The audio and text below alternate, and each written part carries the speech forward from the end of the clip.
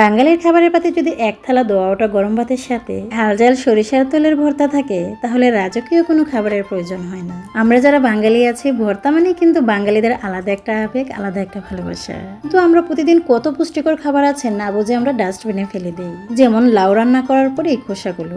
আজ আমি আপনাদেরকে দেখাবো ফেলে দেওয়া লাউয়ের খোসা দিয়ে জিভে জল আনার দুর্দান্ত একটা স্বাদের লাউয়ের খোসার ভর্তা। ভর্তাটি দিয়ে যদি আপনি একবার খান না, আপনার নিমিষে আপনার প্লেটে 2 প্লেট ভাত নিমিষে শেষ করে ফেলতে পারবেন।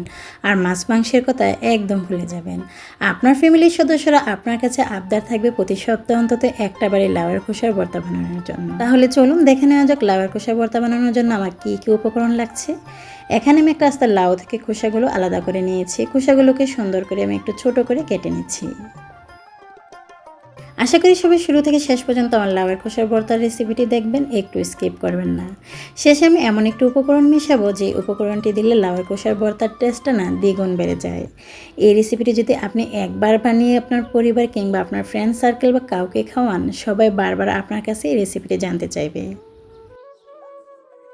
তাছাড়া লাউয়ের খোসাতে কিন্তু প্রচুর পরিমাণ ভিটামিন রয়েছে, আর এই ভিটামিনের ব্যবহার আমরা না জেনে কিন্তু আমরা প্রতিদিন এই লাউয়ের খোসাগুলো ডাস্টবিনে ফেলে দিই।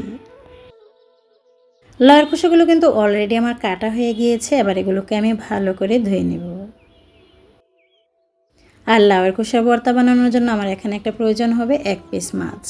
এখানে আপনি যে কোনো ধরনের মাছ ব্যবহার করতে পারেন। লাউয়ের খোসার সাথে যদি একটা মাছ দেন না, বিশ্বাস করুন লাউয়ের খোসার ভর্তার রেসিপিটা না আপনি বারবার খেতে যেমন চাইবে। আর এতে দেখতে পাচ্ছেন আমি কিন্তু লাউয়ের খোসাগুলো ধুয়ে নিচ্ছি। একদম ভালো করে ধুয়ে এই পানিটা ঝরিয়ে নেব।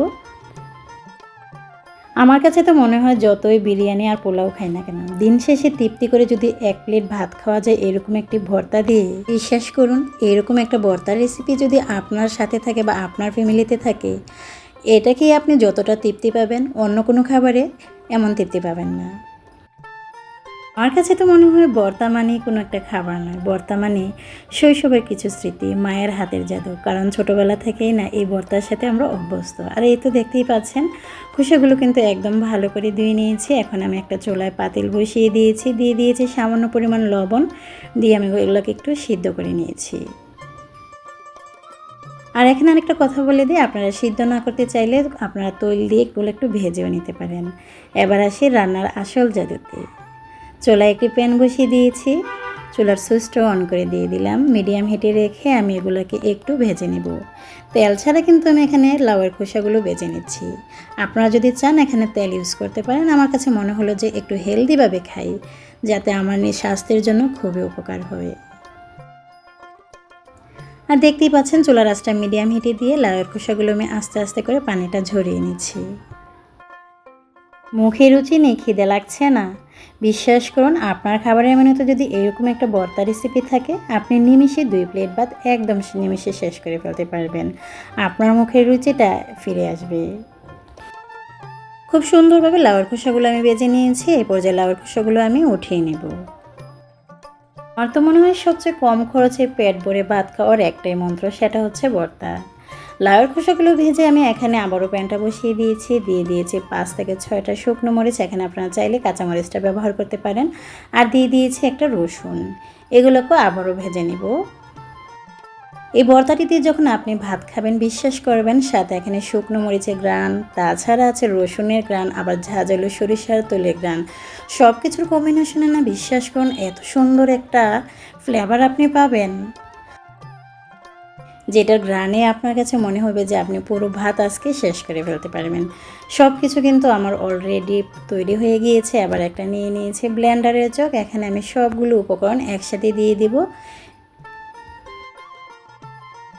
আমি এখানে ব্লেন্ডারে ভর্তাটা করে নিচ্ছি। আর যাদের ব্লেন্ডার নেই আপনারা চাইলে পাটায় বেটে নিতে পারেন। দুইভাবে ভর্তাটা খুবই টেস্ট হয়।